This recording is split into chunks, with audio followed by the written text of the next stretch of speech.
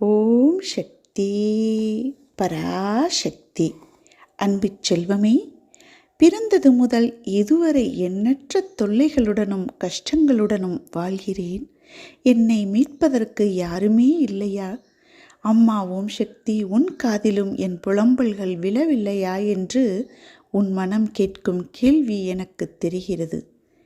நடப்பதையெல்லாம் பார்த்தால் இனி இது எங்கே, எப்போது நடக்கப் போகிறது, எல்லாம் முடியப் போகிறது என்று நீ விரக்தி அடைந்த ஒரு விஷயத்தை எனது அற்புதங்களை புகத்தி சர்வசாதாரணமாக சர்வ நிச்சயமாக சடுதியில் உனக்கு நிறைவேற்றி தந்து உன்னை துள்ளி குதிக்க வைக்கப் போகிறேன்.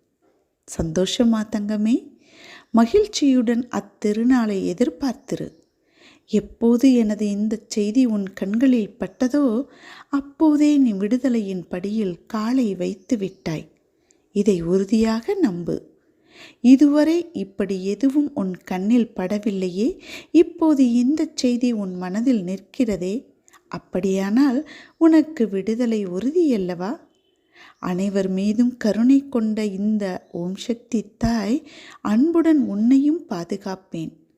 இப்போது நீ பிரச்சனைகள் தடங்கல்கள் என்னும் கடலில் கழுத்து வரை மூழ்கியிருக்கலாம். துக்கமும் வேதனையும் படுகுழியில் ஆழமாக அமிழ்ந்து போயிருக்கலாம். அதை பற்றி நினைத்து வருத்தப்படாதே. அமைதியாக இரு. பொறுமையை கடைப்பிடி. கவலையை விட்டொழி.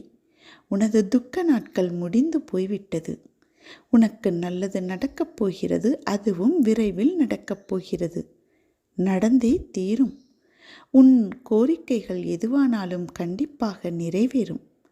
கர்ம வினைவுகள் எவ்வளவு பலமாக இருந்தாலும் அது கன நேரத்தில் நசிந்துவிடும்.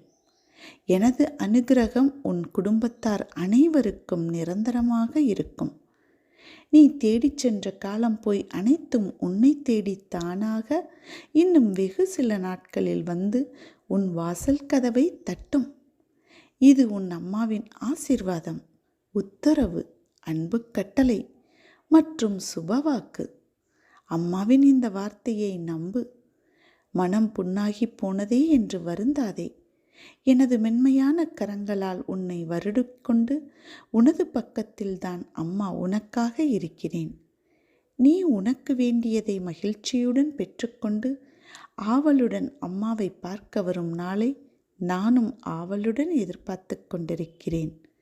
அம்மா நான் இருக்கிறேன் என் அன்பு செல்வமே, அருகில் வா, மங்களம் உண்டாகும். ஓம் சக்தி.